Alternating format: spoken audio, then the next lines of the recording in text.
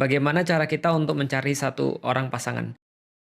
Sebelum saya berbicara tentang pasangan, saya coba akan sedikit cerita tentang mencari kayu di hutan. Jadi gini teman sekalian, ada seseorang yang ketika itu dia diminta untuk mencari kayu bakar, nggak kayu bakar lah, yang mencari kayu. Dan dia diminta masuk ke hutan dan disuruh untuk mencari kayu, dan aturannya cuma satu. Kamu cuma boleh berjalan maju ke depan dan nggak boleh mundur lagi ke belakang. Itu syaratnya satu-satunya. Jadi kalau seandainya dia itu dapat kayu, sudah dapat satu kayu, dan dia nggak boleh lagi mundur ke belakang. Dia harus tetap maju terus dan nggak boleh mundur. Aturannya cuma satu ya. Masuk ke hutan, lalu kemudian ambil kayu yang paling bagus menurutmu, tapi kamu tidak boleh lagi balik ke belakang. Kamu tetap harus jalan ke depan. Dan hutan itu ya ada awalnya pasti ada akhirnya. Dan dia harus mencari kayu sekali lagi yang paling baik dan yang paling bagus. Oke teman sekalian. Apa yang terjadi? Yang terjadi adalah seorang laki-laki ini, ketika dia masuk ke hutan, dia jalan, lalu kemudian dia cari kayu, dia dapat satu kayu. Dan kayu ini bagus banget. Dia lihat, wah ini kayu ini bagus nih.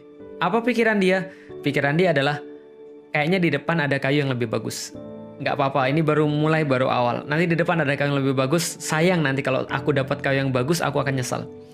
Setelah itu dia tinggalkan kayu tadi, karena aturannya dia cuma boleh ngambil satu kayu, dan cuma boleh maju ke depan dan nggak boleh mundur lagi. Akhirnya dia maju lagi. Setelah dia maju lagi, dia lihat lagi kayu lebih bagus lagi. Wah ini kayunya lebih bagus, lebih mulus, lebih keren, lebih indah. Tapi ini kan baru belum juga setengah jalan. Nantilah di depan kayaknya pasti ada kayu yang lebih bagus lagi. Akan ada kayu lagi yang menanti yang lebih bagus. Akhirnya dia tetap maju lagi. Dan benar, pertengahan jalan dia temukan kayu yang lebih bagus lagi, bentuknya lebih bagus, lebih cerah warnanya, lalu kemudian secara kekerasan lebih keras daripada kayu yang di awal-awal tadi. Maka dia bilang, wah aku dapat kayu ini, apa aku ambil aja ya? Lalu kemudian dia pikir, kalau seandainya trennya kayak begini nih, jadi kalau trennya adalah ada kayu yang lebih bagus, ada kayu bagus, ada kayu yang lebih bagus lagi, kayaknya di depan ini mesti ada kayu yang lebih bagus lagi. Dan ternyata betul, dia dapat kayu yang lebih bagus. Dan dia berharap di depan dia akan mendapatkan kayu yang lebih bagus lagi, dia tinggalin kayu yang tadi, akhirnya dia jalan lagi, tanpa terasa dia sudah hampir sampai ke ujung. Lalu kemudian dia dapat satu kayu, ternyata kayunya nggak sebagus yang dia temukan di tengah tadi.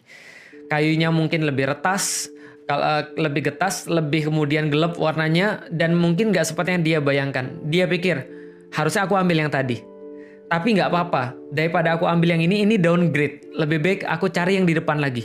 Akhirnya dia cari yang di depan lagi, dia dapat kayu yang bagus lagi, dan dia bilang, tapi ini bagus sih, tapi nggak sebagus yang di tengah. Aku akan cari, kalau aku yang dapat di tengah, aku akan langsung untuk ambil, lalu kemudian keluar daripada hutan ini. Dia tinggalin lagi dan dia jalan. Terus menerus begitu, ternyata apa yang terjadi? Sampai dia keluar daripada hutan tadi, dia tidak mendapatkan kayu satupun yang dia bisa bawa ke rumahnya. Ini kayak apa sih? Ini kayak orang yang ketika dia mau nikah, tapi dia nggak ngerti kenapa dia mau nikah. Ini yang saya maksud dengan orang-orang yang nggak ngerti tujuan dia nikah itu apa. Karena itulah dia bingung, karena itulah dia mungkin berada dalam satu dalam satu keadaan di mana dia ini iya nggak ya? Aku harus nggak nih? Ini terima nggak ya? Ini ditolak atau nggak nih? Atau seperti apa nih? Ini yang saya bilang orang yang kayak ibarat nyari kayu dan dia terus-menerus berpikir nanti di depan ada yang lebih baik. Nanti di depan ada yang lebih baik. Nanti di depan dia pikir di belakang coba aku ambil. Hidupnya akan penuh dengan penyesalan dan hidupnya akan penuh dengan harapan-harapan yang nggak pasti. Karena manusia itu senantiasa berada di antara dua. Antara harapan dan antara penyesalan. Nah, bagaimana supaya kita ini tetap punya harapan? Dan harapan kita itu tidak panjang angan-angan, tidak masuk ke sana. Dan bagaimana caranya agar kita itu tidak menyesal? Nah ini ceritanya. Yang menjadi kritik saya pada orang-orang yang mereka itu senantiasa bingung dalam proses pernikahan, senantiasa mungkin galau dalam proses pernikahan adalah kita tuh coba jelasin dulu kenapa kita mau nikah. Kenapa kita mau melanjutkan ke jenjang pernikahan. Akan sangat sulit kalau seandainya bayangan kita tentang pernikahan itu adalah bukan sesuatu yang benar, bukan sesuatu yang tepat, bukan sesuatu yang memang berlandaskan dengan syariat. Ini akan menjadi sangat sulit sekali. Tapi apabila kita sudah tahu kenapa kita menikah, atas dasar apa kita menikah, dan apa yang mau kita lakukan setelah nikah, maka semuanya akan semakin mudah. Apa maksud saya di situ? Kejadian kayak orang yang nyari kayu di hutan tadi nggak akan pernah terjadi kalau Anda benar-benar paham tentang kenapa Anda nikah dan untuk apa nikah itu. Jadi membayangkan nikah itu untuk apa? Dengan itu semuanya, maka teman-teman akan sudah punya yang namanya karakteristik yang diperlukan. Contoh misalnya, saya secara pribadi misalnya, saya pernah bilang sama Ummu Alila, kalau seandainya saya nyari kamu, saya nikahin kamu, mungkin gara-gara fisik, mungkin sekarang saya akan menyesal. Kenapa? Akan banyak fisik yang lebih baik daripada istri kita. Kenapa bisa begitu? Ya rumput tetangga senantiasa lebih hijau. Karena yang namanya cantik itu kan bukan hanya berdasarkan fisik, tapi berdasarkan perasaan, berdasarkan penasaran dan seterusnya. Akan ada yang lebih baik, akan ada yang lebih bagus. Kalau saya nikahi dia karena fisik, mungkin saya sekarang merasa menyesal. Lalu kemudian berpikir, kenapa saya nggak sama ini aja ya? Coba dulu saya belum nikah, mungkin saya bisa sama ini. Kenapa? Karena dia nggak punya karakteristik yang dia inginkan. Dia nggak punya orang yang dia jadikan sebagai standar ketika dia mau nikah. Apa keinginan dia ketika nikah? Saya nikah sama istri saya bukan karena itu semua. Saya nikah sama istri saya jelas. Kenapa? Karena saya menginginkan seorang perempuan yang bisa mendukung saya di dalam dakwah dan dia bisa menjadi ibu daripada anak-anak saya. That's enough. Itu yang saya inginkan. Jadi ketika saya ditanya pada diri saya ditanya sama orang lain atau saya bertanya pada diri saya sendiri, untuk apa sih kamu nikah, Lik? Saya nikah untuk dakwah. Maka yang saya perlukan untuk dakwah adalah satu, orang yang mau mendukung saya di dalam dakwah saya. Dua, orang yang bisa mengurusi anak-anak saya yang kelak nanti akan meneruskan langkah-langkah dakwah saya. Ini yang saya perlukan dan ini yang saya cari. Maka ketika saya cari, lalu kemudian saya lihat, ada orang yang cantik. Ada orang yang kemudian sangat playful. Ada orang yang sangat-sangat ya pokoknya seksi misalnya, taruhlah, dan segala macam. Saya bilang dalam diri saya pengen dengan orang kayak begini, seksi, playful, putih, lalu kemudian hidupnya main-main, kaya dan segala macamnya. Taruhlah misalnya ada yang kayak gitu yang mau sama saya, taruhlah gitu kan ya. Tapi saya pikir, iya ini kalau untuk diajak main ya mungkin iya, kalau untuk diajak pacaran mungkin iya. Tapi yang saya perlukan kan bukan pacaran. Yang saya perlukan adalah ibu daripada anak-anak saya. Makanya saya cari apa? Yang saya cari adalah orang-orang yang keibuan, yang punya rasa feminitas yang tinggi, rasa keibuan yang tinggi. Saya bisa bayangin dia ketika jadi ibu daripada anak-anak saya. Maka kemudian saya nikahi istri saya yang sekarang, Ummu Alila, karena saya punya standar seperti apa kehidupan saya ke depan. Apa yang saya cari ke depan. Ketika saya cari ke depan adalah orang-orang kayak begini, maka saya nggak perlu yang lain selain apa yang saya perlukan. Adapun kalau saya dapat yang cantik, yaitu adalah bonus. Ya kan laki-laki pasti nyari yang cenderung dong. Dan yang cenderung itu kan termasuk secara wajah. Maka ketika saya ngelihat dia saya demen, saya ngelihat dia saya tenang, saya ngelihat dia saya senang, itu cukup bagi saya. Sakinah bagi saya selesai. Saya nggak perlu lagi yang lain. Contoh misalnya tingkat keputihan segini, ya nggak perlu. Makanya istri saya nggak putih. Dan bagi saya nggak ada masalah. Dan saya nggak pernah menyesali sampai hari ini ketika nggak milih istri yang putih. Kenapa? Karena saya nggak mau jadi seperti orang yang disuruh nyari kayu di hutan, lalu kemudian dia maju terus untuk mengharapkan yang lebih baik, lalu kemudian di ujung dia berakhir dengan penyesalan.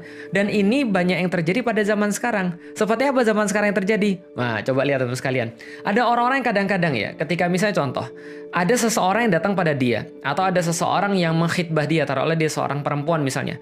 Dia merasa, aku nggak mau, kenapa? Karena aku sudah suka dengan seseorang misalnya. Aku cuma suka sama si dia, dan aku mau dia untuk menjadi kemudian pasangan saya. Pertanyaan saya, untuk apa Anda menikah? Kenapa Anda nikah? Kenapa Anda harus kemudian mengalami jenjang pernikahan? Kalau untuk, ya ini karena dakwah. Kenapa harus sama dia? Oh, karena dia memiliki kemudian kemampuan dengan Al-Quran. Kalau yang lain juga punya kemampuan Al-Quran misalnya, apakah kita mau? Enggak, aku cuma maunya sama dia. Nah, ini berarti nafsu. Ini berarti bukan pertimbangan syariat. Bukan kemudian dia menginginkan satu fase yang berbeda untuk ketaatan kepada Allah. Ketaatan ini adalah seharusnya menjadi pertimbangan paling utama ketika seseorang mau menikah. Maka kadang-kadang ketika ada seorang akhwat nanya pada saya, Ustaz, kapan kita harus menerima seseorang? Kapan kita harus menolak seseorang?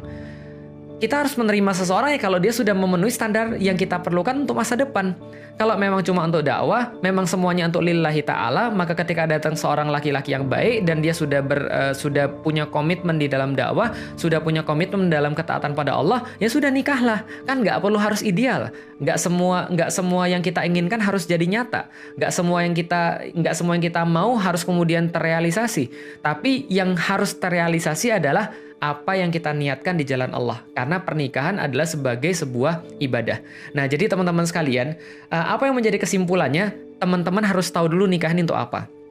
Kalau teman-teman tahu nikah ini untuk apa, teman-teman tahu apa yang harus dilakukan setelah nikah, teman-teman tahu setelah nikah mau ngapain, maka tidak pernah akan ada kebingungan dalam menentukan siapa pasangan kita. Begitupun juga dengan seorang laki-laki. Ketika laki-laki itu tahu persis kenapa dia nikah, maka dia akan lepas daripada pertanyaan-pertanyaan yang nggak penting yang seringkali ditanyakan kepada saya. Ustadz, saya suka dengan seseorang, saya mau ngajak dia nikah, tapi dia non-muslim, gimana Ustadz? Ya tergantung antum nikahnya untuk apa. Antum nikahnya itu tujuannya apa? Ustadz, saya mau nikah Ustadz, tapi mohon maaf Ustadz, gimana kalau seandainya dia bukan satu etnis dengan saya? Dia orang Sunda Ustadz, sedangkan saya orang Padang. Emang terus kenapa? Kamu nikahnya karena apa dulu gitu kan ya? Ustadz, mohon maaf Ustadz, saya mau nikah sama dia Ustadz. Tapi gimana Ustadz? Kalau seandainya saya tuh pengennya yang seksi. Nah, ini balik lagi. Jadi antum tuh nikah untuk apa? Kalau orang nikah itu untuk Allah, maka pertimbangannya akan disesuaikan dengan itu. Kalau saya pengen pergi ke Turki, maka saya cari tiket ke Turki. Kalau saya pengen pergi ke Bandung, saya nggak usah beli tiket pesawat. Kalau saya pengen pergi ke Surabaya, saya akan cari tiket pesawat, tapi bukan pesawat internasional. Maka apapun yang akan kita lakukan, kriteria kita dalam kemudian memilih seorang pasangan sangat tergantung dengan bagaimana kehidupan yang kita inginkan pasca nikah. Ini yang paling penting di dalam pernikahan. Dan ini yang paling sering juga dilewatkan sama orang. Tanpa kita sadari, walaupun seolah-olah kita merasa kita sudah ngaji, kita merasa kita sudah punya pandangan islami, kita merasa kita sudah orang dakwah, tapi kadang-kadang apapun yang kita putuskan itu ternyata tidak berdasarkan apa yang dakwah perlukan, tapi berdasarkan mungkin hawa nafsu kita. Karena itulah kita seringkali memilih dalam arti kemudian kalau nggak sama dia kita nggak mau. Padahal ya emang harus begitu? Kan enggak. Maka ada orang yang bilang, Ustadz, gimana kalau seandainya saya mau sama seseorang, dia nggak mau sama saya? Ya gampang, antum pergi aja naik ke pohon kelapa, lalu dari sana ngapain Ustadz? Loncat? Enggak. Dari sana antum melihat masih banyak laki-laki yang lain, masih banyak perempuan-perempuan yang lain. Kan nggak harus dia. Harus dia itu adalah pandangan yang salah. Suatu waktu ada teman saya mau nikah. Ketika teman saya mau nikah, lalu kemudian dia suka dengan seorang akhwat, dia mengkhidbah akhwat tadi, kemudian akhwat tadi menolak.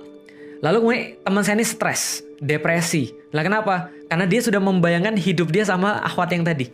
Akhwat ini keren, akhwat ini cantik, akhwat ini cerah kulitnya. Lalu kemudian juga dari keluarga yang berada, jago lagi bahasa Arabnya. Tapi dia nggak mau sama teman saya. Teman saya depresi. Teman saya kemudian bilang, tapi kan saya kan sudah berusaha untuk menikah karena Allah dan segala macamnya. Saya bilang, bro, kamu benar-benar nikah sama Allah atau tidak? Kenapa? Karena kalau kamu nikah sama Allah dan perempuan tuh nggak mau sama kamu nggak akan sesetres ini. Kenapa? Karena nggak harus dia. Kata-kata harus dia, pokoknya harus dia, itu sudah tanda bahwa Anda tidak menikah karena Allah. Mohon maaf banget, tapi ini harus saya sampaikan. Juga sama seperti ada laki-laki kadang-kadang datang ke saya. Tiba-tiba kemudian bilang, Ustaz, saya maunya sama perempuan yang ini. Dia cuma lihat fisiknya, tiba-tiba dia menentukan bahwa dia harus sama perempuan ini. Dan dia nggak tahu tentang segala macam hal di belakangnya. Nah, ini adalah menurut saya bagian daripada orang yang nggak siap untuk nikah sebenarnya. Kenapa? Karena itu bukan siap nikah, bukan lillahi, tapi nafsu. Nafsu itu mudah sekali dengan mata. Tapi pertimbangan-pertimbangan yang lain itu harus bebas daripada nafsu. Saya nggak bilang bahwa antum nggak boleh cari yang cantik. Saya nggak bilang bahwa antum nggak boleh cari yang cakep. Saya nggak bilang antum nggak boleh cari orang-orang yang ideal. Ideal itu boleh, nggak ada masalah. Tapi ya kita harus tahu kapan kita harus bertahan dengan idealitas itu, kapan kita harus balik lagi pada standar kita, yaitu adalah mencari kayu yang terbaik. Apa itu kayu yang terbaik? Kayu yang terbaik adalah kayu yang kita perlukan. Bukan kayu yang harus memenuhi seluruh idealitas yang ada. Contoh misalnya, cari laki-laki. Apa ciri-ciri laki-laki yang kamu mau, Mbak? Seperti Rasulullah Muhammad. Oh ya, semuanya juga mau gitu kan ya. Cuman masalahnya adalah bukan itu, tapi seberapa banyak laki-laki yang kayak Rasulullah Muhammad kan gitu kan ya. Ya sudah, gini aja. Yang kamu pikirin ke depan tuh maunya dakwanya kayak apa? Oke, saya mau dakwah sebagai seorang ibu rumah tangga. Yang ibu rumah tangga ini punya kerjaan-kerjaan adalah di bidang ini. Oke, carilah laki-laki yang bisa kemudian untuk menerima itu. Carilah laki-laki yang bisa memenuhi kemudian dakwah-dakwah kita. Sama kayak laki-laki. Kamu mau apa masa depanmu? Carilah perempuan yang kayak gitu. Kalau dia sudah memenuhi, maka nggak ada alasan bagi kita untuk menunda pernikahan, saya pikir. Atau ya tadi galau atau bingung ketika kita mau dengan seseorang tapi orang itu nggak mau sama kita. Jadi kira-kira gitu. Oke, itu adalah yang pengen saya sampaikan tentang kisah orang yang mencari kayu di hutan. Artinya jangan sampai teman-teman jadi orang kayak gitu. Kenapa dia bingung? Karena dia nggak punya standar dari awal. Kenapa dia bingung? Karena dia nggak tahu apa yang dia cari. Gitu loh maksudnya. Sehingga dia nggak punya batasan-batasan tertentu. Kalau misalnya dia sudah punya batasan tertentu, dia sudah tahu apa yang dia cari, maka dia datang. Begitu selangkah dua langkah, dia sampai di hutan itu. Kemudian dia sudah menemukan, oke, kayu yang saya perlukan adalah kayu untuk menopang hidup saya. menopang badan saya. Berarti kayunya harus keras, kayunya harus segede ini, karena supaya segede ini biar mudah dipegang. Kayunya juga harus setinggi, misalnya contoh ya minimal 1,5 meter biar saya bisa dijadikan pegangan. Preferable kalau ada pegangan di atasnya bentuknya begini, terus saya bisa pegang dan nggak terlalu capek. Tapi kalau nggak ada, saya tahu apa yang saya cari. Oke, begitu dia dapat, dia ambil, dan ketika dia jalan ke depan, dia cuma boleh ngambil satu, lalu kemudian dia jalan ke depan, dia menemukan yang lebih bagus, maka dia nggak akan ganti. Dia sudah puas dengan apa yang dia pilih, dia sudah konten dengan apa yang dia pilih. Kenapa? Karena dia tahu untuk apa dia mencari kayu. Sama kayak orang nikah, maka ketika dia sudah tahu untuk apa dia nikah, dia sudah tahu kontennya seperti apa, bukan konten, dia sudah tahu seperti apa kriteria yang dia perlukan, maka dia akan segera untuk menikah ketika dia sudah menemukan kriteria-kriteria seperti